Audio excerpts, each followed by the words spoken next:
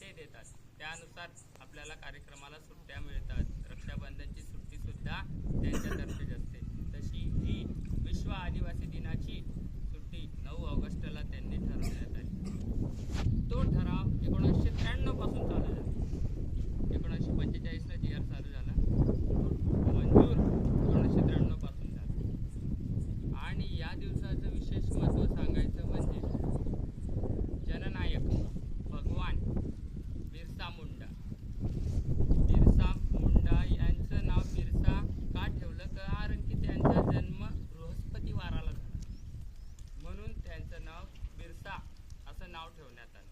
मुंडा परिवारातले ते झारखंड राज्यातील रांची उलीहातू या गावातले ग्रामीण भागातले. आईचं नाव सगुना मुंडा.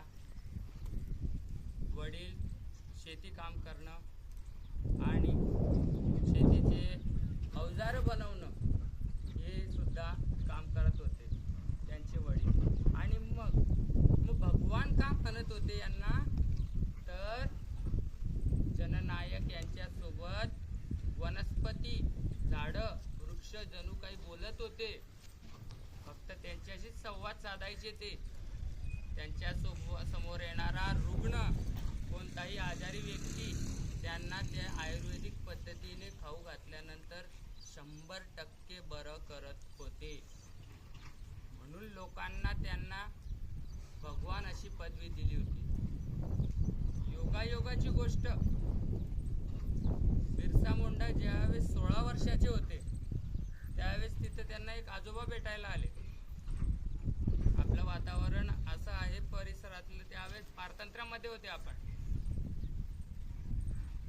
तर ते वृद्ध व्यक्ती बिरसा मुंडा यांना भेटायला आले आणि ते सांगत होते, आम्ही तीक्ष्ण बाण लपवून ठेवलेले आहेत म्हणे, ते केव्हा वापरायचे हे वीर तुम्ही सांगा आम्हाला.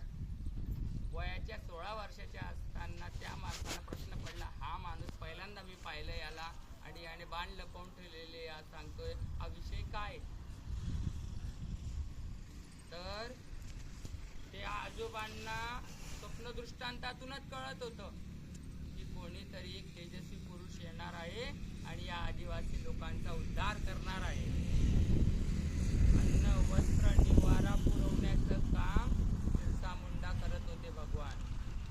भगवानच म्हणत होते त्यांना, कारण की दाता जो देतो तो दाता म्हणजेच भगवंत त्यांच्यासाठी होते.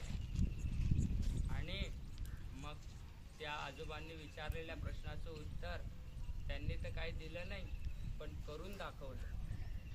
आजोबांना सांगून दिलं, तुम्ही कुठं ठेवलेले ते तीक्ष्णपणा आम्हाला सांगून द्या, बस एवढंच. पण त्याचा उपयोग काय की झाला. इंग्रज अधिकारी शेत सारा लावत होते. शेती केल्यानंतर 75% भाग शेत सारा हा इंग्रज अधिकाऱ्यांना द्यावा लागत होता. आता 100% पीक पिकवल्यानंतर 75% भाग जर कधी इंग्रजांना द्यायचा, उरलेला 25% भागावर उदरनिर्वाह करायचा, कुठपर्यंत योग्य आहे. मग यासाठी बंड पुकारलं, म्हणून त्यांनी गुलगुलान या शब्दाची क्रांतीजोड पेटवली. ही क्रांतीजोड. गुलगुलान म्हणजे काय?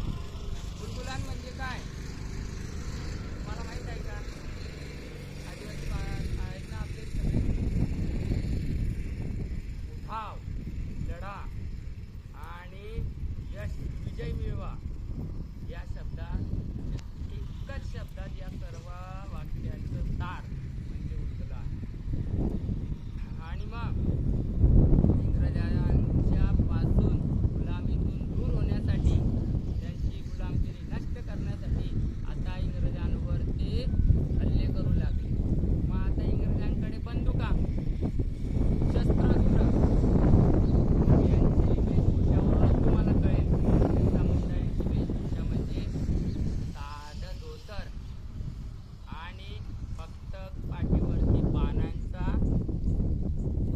गुच्छा, ज्यामध्ये तीर कमान टाकले जातात, धनुष्यबाण, तीरकांत, तेवढंच. मग ते तीक्ष्ण बाण लपवलेले त्या आजोबांनी त्यावेळेस पासूनचे त्यांनी शोधून सगळ्या आदिवासी बांधवांना जसं काही सैन्य बनवून टाकलं होतं.